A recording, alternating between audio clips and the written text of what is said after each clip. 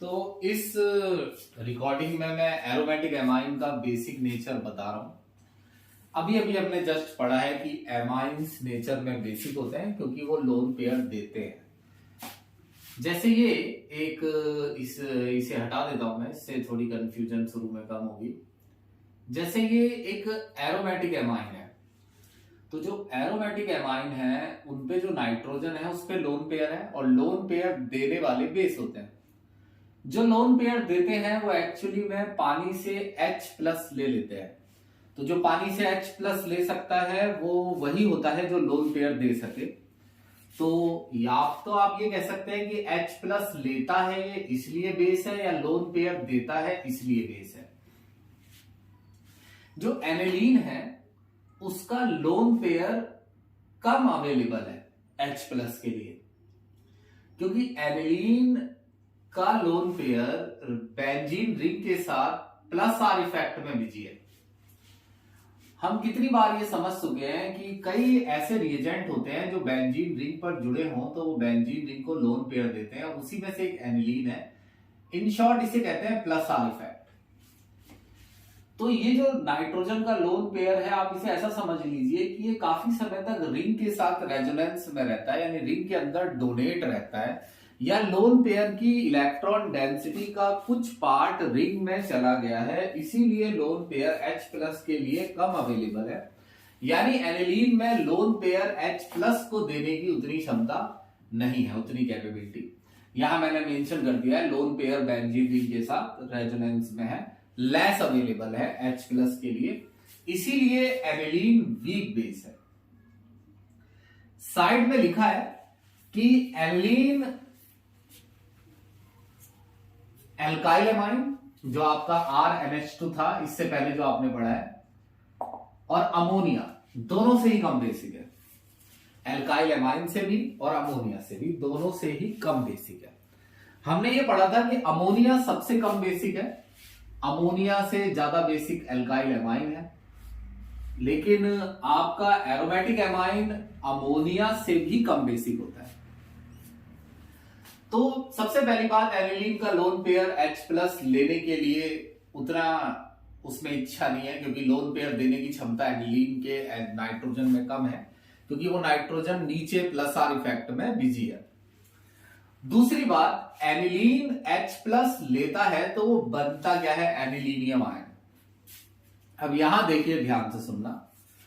Aniline जब plus are effect show करता है तो वो 5 रेजोनेंस स्ट्रक्चर बनाता है, जिसमें दूसरी ये है, ऐसी तीसरी है, चौथी है। दूसरी में लोन पेयर यहां जाता है, ये बॉन्ड टूट के यहां। भाई ऐसा तो नहीं है कि हमने ये पहली बार बनाई है, हमने ये पहले भी टर्म में बनाई है, और कुछ दिनों पहले मैंने plus R minus R effect बताया था, मैंने तब भी बताया था कि ये रेजोनेंस स्ट्रक्चर ड्रॉ करते हैं। हमने तो बहुत होमवर्क भी किया है इसका। तो ऐसे एनिलीन 5 रेजोनेंस स्ट्रक्चर बनाता है। अब जो सब्सटेंस ज्यादा रेजोनेंस स्ट्रक्चर बना सकता है, जैसे एनिलीन की 5 रेजोनेंस स्ट्रक्चर है, तो ग्रेटर, जितनी ज्यादा रेजोनेंस स्ट्रक्चर होती है ना, greater resonance structure greater will be stability of compound. Compound की स्टेबिलिटी उतनी ही ज्यादा होती है। यानी एनिलीन की क्योंकि रेजोनेंस स्ट्रक्चर 5 है, ज्यादा है, तो इसीलिए कंपाउंड ज्यादा स्टेबल है। अब जैसे ये टॉपिक अचानक से कहां से आता है कि एनिलीन की स्टेबिलिटी इस वजह से ज्यादा है क्योंकि उसकी रेजोनेंस स्ट्रक्चर ज्यादा है। ये पहले भी आया था फिनॉल में, फिनॉल और अल्कोहल के केस में, फिनॉल और फिनॉक्साइड में, फर्स्ट टर्म में। अभी फिलहाल तो आप ये नहीं है कि रेजोनेंस हेडिंग डाल के रेजोनेंस समझने लगे। अभी तो आप ये इतना याद रखिए कि अगर किसी सब्सटेंस की रेजोनेंस स्ट्रक्चर ज्यादा है तो वो ज्यादा स्टेबल है। वहीं एनिलीनियम आयन की 2 ही रेजोनेंस स्ट्रक्चर है, एक में वो भी रिंग के अंदर ही है, एक में बॉन्ड इस जगह है और एक में इनकी अल्टरनेट पोजीशन पर है। बस दोनों में यह अंतर है। देख लीजिए इसे एक बार, इसमें क्या डिफरेंस है। ये बॉन्ड, डबल बॉन्ड यहां की जगह मैंने यहां लगाया, आप जानते हैं। इस 2 से ज्यादा रेजोनेंस स्ट्रक्चर एनिलीनियम आयन नहीं बना सकता है। इस पे कोई लोन पेयर नहीं है जो वो डोनेट करके ऐसे 5 स्ट्रक्चर बना सके। तो अगर मैं दोनों के बारे में लिखूं कि एनिलीन और एनिलीनियम में कौन ज्यादा स्टेबल है, तो एनिलीनियम की रेजोनेंस स्ट्रक्चर कम है तो उस हिसाब से कम स्टेबल है, और एनिलीन की रेजोनेंस स्ट्रक्चर ज्यादा है तो ये ज्यादा स्टेबल है। अब यहां 2 रीजन हो गए। देखो एनिलीन, एक तो लोन पेयर H+ के लिए अवेलेबल कम है क्योंकि लोन पेयर रिंग में डोनेट है, इसलिए एनिलीन में लोन पेयर देने की उतनी टेंडेंसी नहीं है। दूसरी बात, एनिलीन अगर लोन पेयर की टेंडेंसी ज्यादा रखता भी और लोन पेयर दे भी दे तो वो इसमें बदलेगा और वो एक ज्यादा स्टेबल कंपाउंड से कम स्टेबल कंपाउंड में बदल जाएगा। कोई भी सब्सटेंस ज्यादा स्टेबल से कम स्टेबल कंपाउंड में बदलने का पोटेंशियल कम रखता है। सबकी कंपाउंडों की इच्छा कम होती है कि वो मोर स्टेबल से लेस स्टेबल की तरफ ना जाए। तो ऐसा नहीं कि एनिलीन H+ लेगा ही नहीं, लेगा, मगर हम आपको ये समझा रहे हैं कि उसमें ज्यादा टेंडेंसी नहीं है, ज्यादा उसकी इच्छा नहीं है ये एनिलीन से एनिलीनियम आयन बनने की, क्योंकि वो मोर स्टेबल से लेस स्टेबल की तरफ जा रहा है। सबसे पहली तो ये बात है, स्क्रीनशॉट लो इसका। अब देखिए दूसरी बात ये समझना कि तुम एक साइड, दूसरी बात ये समझनी है हमें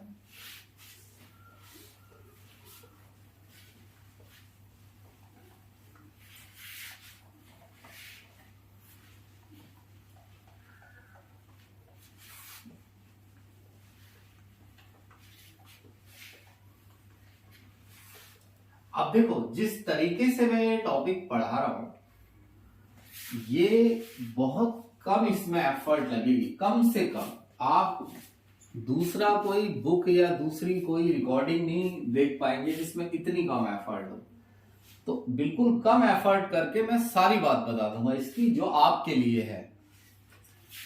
अब ये देखिए, अगर एनिलीन के साथ कोई ऐसा ग्रुप जुड़ा है जो इलेक्ट्रॉन विड्रॉइंग है, जैसे NO2, जैसे Cn, जैसे COOH, या जैसे फ्लोरीन एंड क्लोरीन। अगर एनिलीन के साथ कोई ऐसा ग्रुप जुड़ा हो जो -I इफेक्ट दिखाता हो स्ट्रॉन्ग, हालांकि ये -I के साथ +R भी दिखाते हैं, तो -R भी दिखाते हैं, -R नेगेटिव रेजोनेंस, जहां ये रिंग से इलेक्ट्रॉन ले लेते हैं, ऐसे वाला जो -R होता है, तो ये -R इफेक्ट भी दिखाते हैं। ये दोनों, इनमें से ये chlorine mainly +R effect show करती है, लेकिन फिर भी क्लोरीन का -I ज्यादा स्ट्रॉन्ग है, इसलिए ये विड्रॉइंग ही है। तो ये जो ग्रुप है ये सभी इलेक्ट्रॉन विड्रॉइंग ग्रुप में आते हैं। अगर इलेक्ट्रॉन विड्रॉइंग ग्रुप लगा हो तो वो रिंग से इलेक्ट्रॉन डेंसिटी अपनी ओर खींचेगा। अगर रिंग से इलेक्ट्रॉन डेंसिटी अपनी ओर खींचेगा तो जो नाइट्रोजन पर लोन पेयर है या जो नाइट्रोजन एटम है उससे भी इलेक्ट्रॉन डेंसिटी रिंग अपनी तरफ खींचेगी। इससे नाइट्रोजन पर इलेक्ट्रॉन डेंसिटी और घटेगी, इलेक्ट्रॉन डेंसिटी डिक्रीज, और लोन पेयर देना और भी मुश्किल हो जाएगा। दूसरी बात, अगर इलेक्ट्रॉन विड्रॉइंग ग्रुप के रहते एनिलीन ने H+ ले लिया और एनिलीनियम आयन बनाया, तो ये जो एनिलीनियम आयन है, इलेक्ट्रॉन विड्रॉइंग ग्रुप इलेक्ट्रॉन्स खींचते हुए इस पर पॉजिटिव चार्ज और बढ़ाएगा, और जिससे ये एनिलीनियम आयन और भी अनस्टेबल हो जाएगा। यानी ये दोनों ही जगह फर्क डाल रहा है, दोनों ही। देखो, एक तो लोन पेयर देने को मुश्किल बना रहा है इलेक्ट्रॉन डेंसिटी डिक्रीज करके, और दूसरा अगर ये H+ लेता है और एनिलीनियम आयन बनता है तो एनिलीनियम पर जो पॉजिटिव चार्ज है उसको भी ये बढ़ा रहा है इलेक्ट्रॉन विड्रॉइंग ग्रुप। सेम इसका उल्टा, इसका ठीक उल्टा इलेक्ट्रॉन डोनेटिंग में होगा, ये बिल्कुल वाइस वर्सा रहेगा।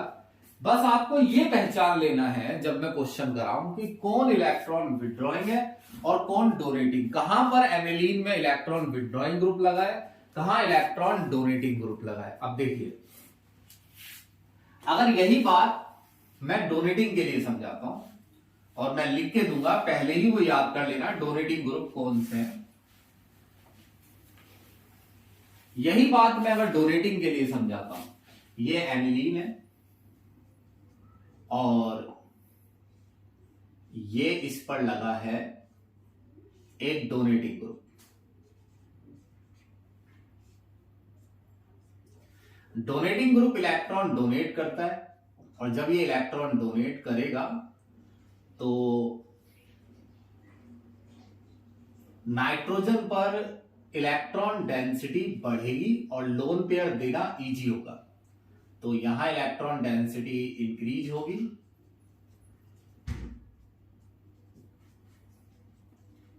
और लोन पेयर इजीली H+ के लिए अवेलेबल होगा।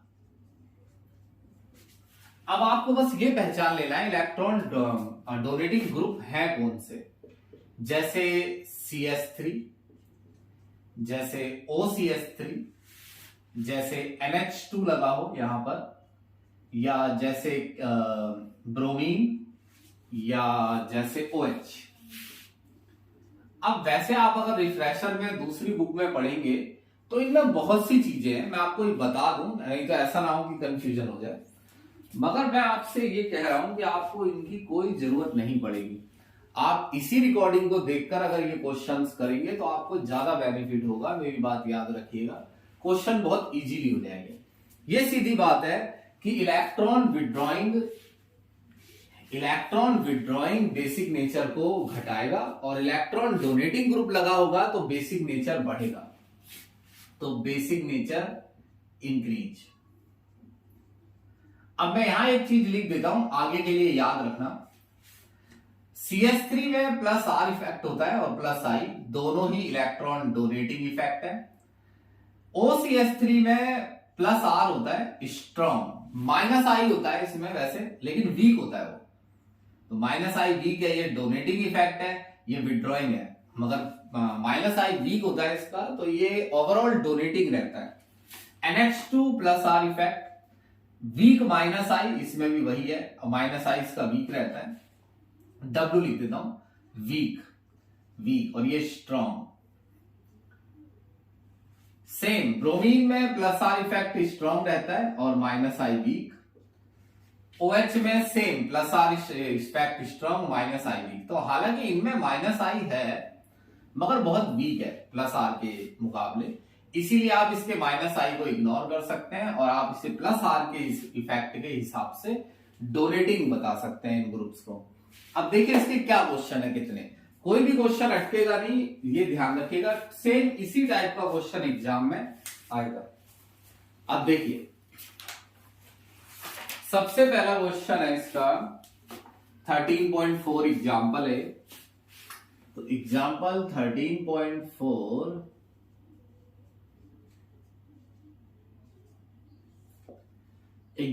13.4 में ये लिखा हुआ है कि C6H5NH2 और C2H5NH2 और C2H52NH और फिर है NH3।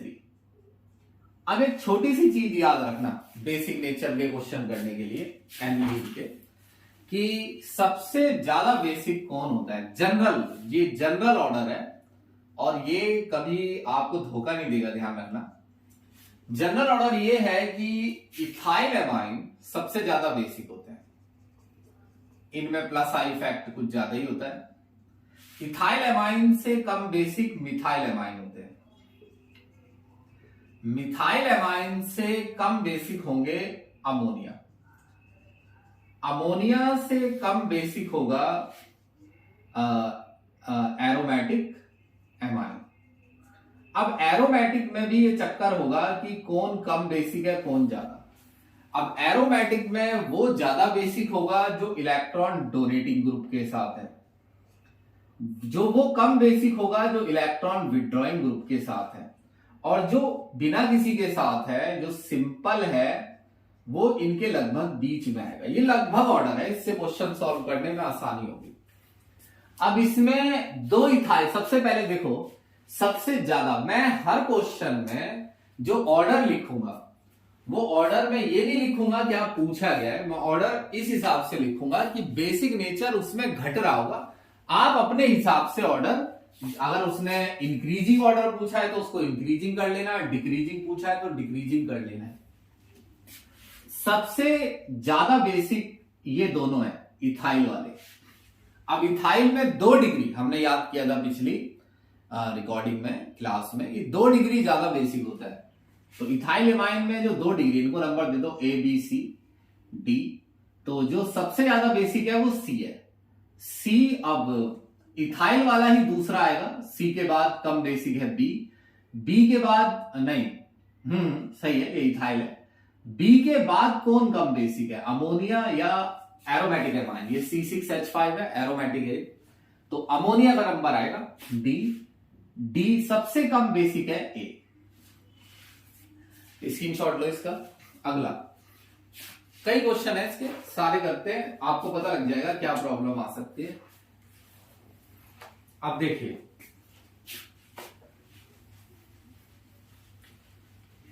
एक बार मैं क्वेश्चन उतार ही दूं।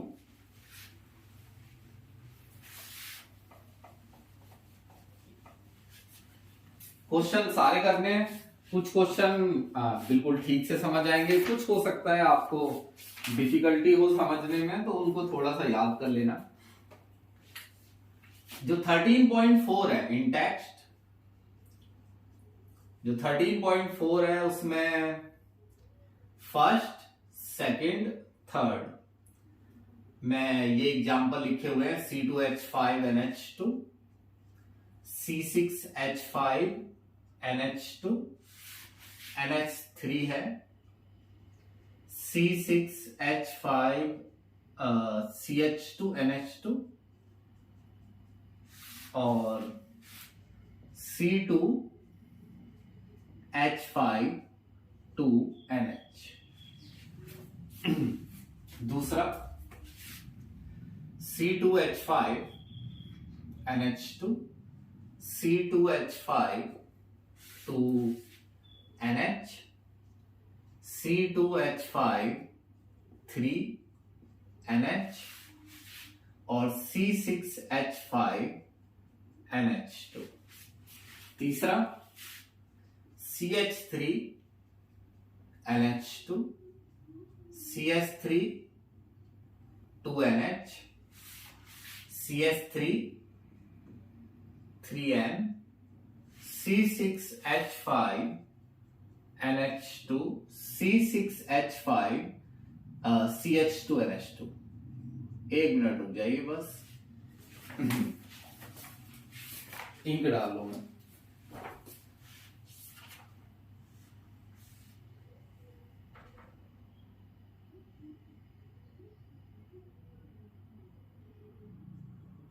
अब देखिए,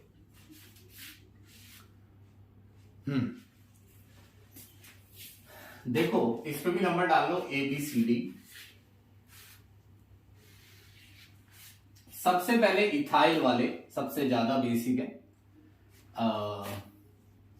ई सबसे ज्यादा बेसिक है।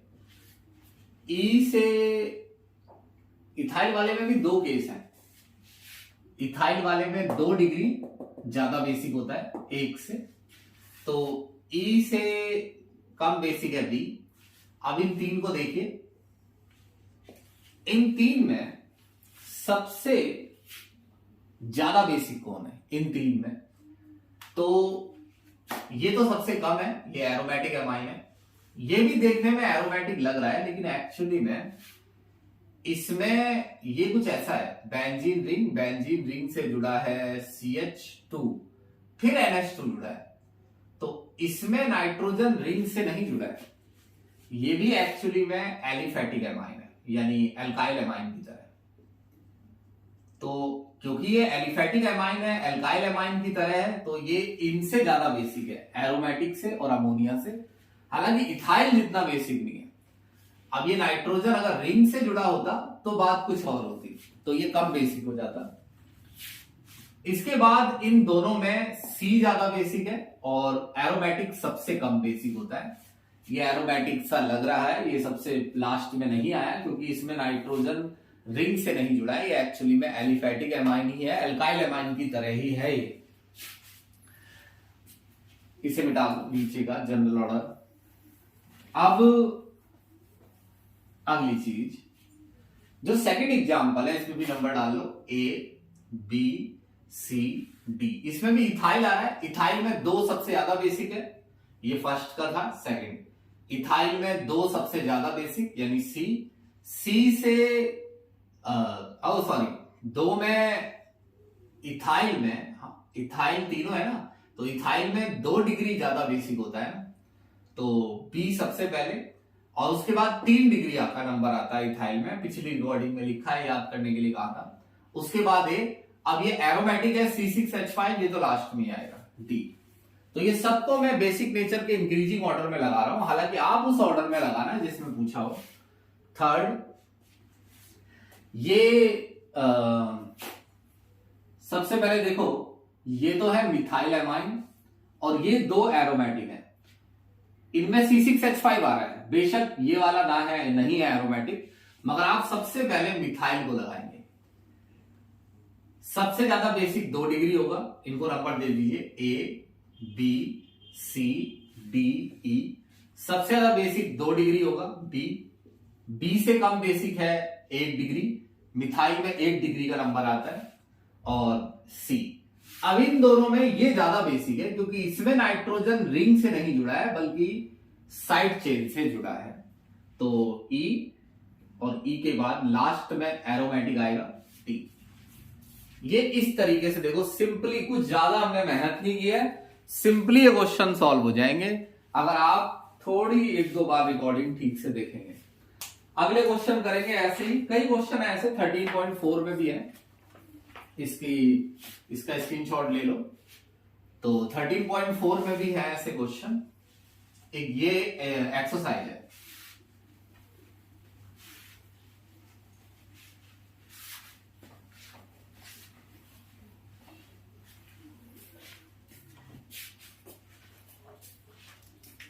जो 13.4 है एक्सरसाइज का, वो सबसे पहला है। इसमें डिक्रीजिंग ऑर्डर में लगाना है पीकेबी के,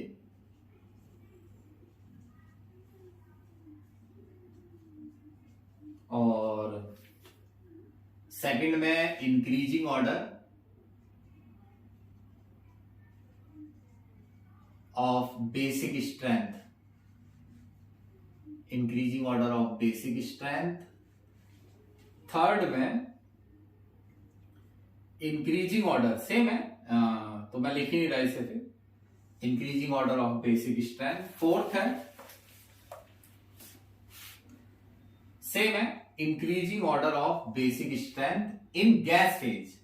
अब आपको ये याद हो जहां तक है कि, और जो इसका 5वां 6ठा पार्ट है वो सॉल्युबिलिटी का है, वो बॉइलिंग पॉइंट है, तो ये हमारा टॉपिक नहीं है, ये बेसिक से बिलोंग नहीं करते हैं, तो ये इस टॉपिक से बाहर है, सिलेबस से बाहर नहीं है। लेकिन आप इन दोनों को भी याद करके जाइए क्योंकि अभी हमने फिजिकल प्रॉपर्टी पढ़ाया नहीं है। अब सुनिए, मे बी बस एक ऐसा हो सकता है बाई चांस फिजिकल प्रॉपर्टी ना हम आज करा पाए, लेकिन बहुत सारे टॉपिक उसके अलावा 100% करा देंगे हम आज। अब देखिए, इनके एग्जाम्पल तो लिख लो पहले। ये है C2H5 NH2, C6H5 NHCS3, C2H5 2 NH, और C6 H5NH2, C6 सेकंड है C6H5NH2, C6H5N, CS3 2 और C2H5 2NH और CS3NH2। ये सेकंड के हैं। थर्ड के हैं, इंक्रीजिंग ऑर्डर में लगाना है इसको भी, एनिलीन, पैरा नाइट्रो एनिलीन और पैरा टर्निडीन। फोर्थ गैस फेज में, ये तो बड़ा ही आसान क्वेश्चन है। ये है आपका C2H5NH2, C2H5 2NH, C2H5 3N, NH3।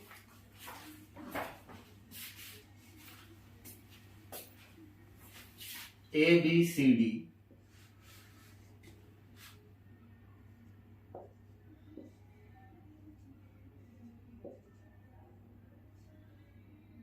ABCD।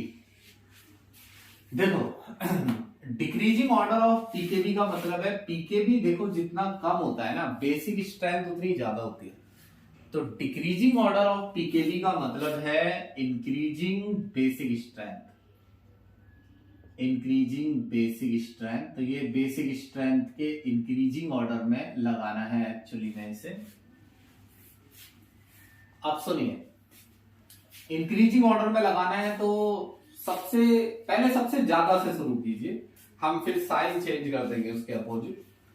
सबसे ज्यादा बेसिक इथाइल वाले हैं और इथाइल में ये वाला 2 डिग्री, ये फर्स्ट का आंसर है सी। सी से कम बेसिक है ए में 1 डिग्री इथाइल है। इससे कम बेसिक है, इन दोनों में से कौन ज्यादा बेसिक है? देखो ये तो एरोमेटिक है, एन जो है वो रिंग पर जुड़ा है, ये सबसे कम बेसिक होते हैं। यहां एन है मगर इसमें चक्कर क्या है, देखो जो बी है, बी में एन जुड़ा तो रिंग से ही है मगर एन से, रिंग पर नहीं, एन से क्या जुड़ा है, CS3। तो इसीलिए हम क्वेश्चन करते हैं ताकि हमें पता लग जाए कि इस तरीके के एग्जाम्पल अंदर आएंगे। एन से जुड़ा है CS3, तो एन से CS3 जुड़ा है तो CS3 में प्लस आई इफेक्ट है और इस प्लस आई इफेक्ट की वजह से ये नाइट्रोजन को लोन पे इलेक्ट्रॉन डेंसिटी दे रहा है, जिससे नाइट्रोजन पर इलेक्ट्रॉन डेंसिटी बढ़ रही है और लोन पेयर देना इजी हो रहा है। यानी ये बेनिफिशियल है क्योंकि ये डोनेटिव ग्रुप है, बेशक रिंग पे नहीं जुड़ा, मतलब डायरेक्ट CS3N से ही जुड़ा है। सबसे कम बेसिक है जी आपका डी, जो कि एरोमेटिक एमाइन है। सेकंड है, जो सेकंड है उसके फॉर्मूले थोड़े खोल के समझाने पड़ेंगे, इसीलिए इसकी फोटो ले लीजिए और मैं मिटा देता हूं नीचे का पार्ट। ये भी 5 और 6 जो लिखा है ये भी देखो, इसमें ये एरोमेटिक है और ये भी एरोमेटिक है और ये इथाइल है और ये मिथाइल। जिनमें ज्यादा बेसिक होगा इथाइल और वैसे भी वो 2 डिग्री है। तो सेकंड में सबसे ज्यादा बेसिक है सी। सी के बाद डी का नंबर आना चाहिए क्योंकि वो भी एल्काइल ग्रुप जुड़ा है, वहां पे भी मिथाइल और इथाइल है। अब जो ये बी और ए की लड़ाई है, बी और ए में बी ज्यादा अच्छा बेस है क्योंकि जो एन पर 2 CS3 ग्रुप जुड़े हैं। पिछले वाले में एन पर 1 CS3 था, इस बार 2 का बेनिफिट है तो बी से कम बेसिक है ए। अरे तो उल्टा सा हो गया थोड़ा इसका, नहीं तो आपको ऑर्डर में लगाना है जैसा बोला जाए। मैंने तो इसको डिक्रीजिंग, मैं तो हर किसी को डिक्रीजिंग ऑर्डर में लगा रहा हूं। तो साइन बता रहे हैं कि क्या हो रहा है और क्या पूछा है, डिक्रीजिंग बेसिक स्ट्रेंथ। तो आप ये ध्यान दीजिएगा, मैं कई बार बोल रहा हूं, मैं हर किसी को डिक्रीजिंग ऑर्डर में लगा दे रहा हूं। थर्ड एनिलीन थर्ड का देखिए फॉर्मूला लिखते हैं, इसको मिटाना पड़ेगा, थोड़ा स्पेस चाहिए। चलिए,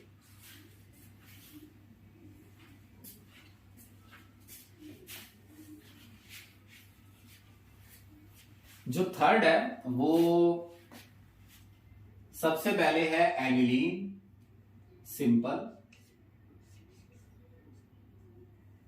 NH2। दूसरे एग्जाम्पल में भी तीनों में एनिलीन ही लिया है उसने। दूसरे एग्जाम्पल में एनिलीन के साथ NO2 जुड़ा है पैरा पर, जो कि एक इलेक्ट्रॉन विड्रॉइंग ग्रुप है, और तीसरे में NH2 के साथ CH3 जुड़ा है पैरा पर। अब इन तीनों में से सबसे ज्यादा बेसिक है एनिलीन के साथ इलेक्ट्रॉन डोनेटिंग ग्रुप यानी सी से इन दोनों का नंबर आता है सी के बाद। ये और भी कम बेसिक है क्योंकि इसमें इलेक्ट्रॉन विड्रॉइंग ग्रुप लगा है जो नाइट्रोजन पर इलेक्ट्रॉन डेंसिटी घटा रहा है और लोन पेयर देना मुश्किल हो रहा है। तो सी से कम बेसिक है बी से कम बेसिक है सी से कम बेसिक है ए और सबसे कम बेसिक है बी। चलिए स्क्रीनशॉट लीजिए इसका भी। फोर्थ पर आ जाइए। फोर्थ गैस फेज में लगाना है।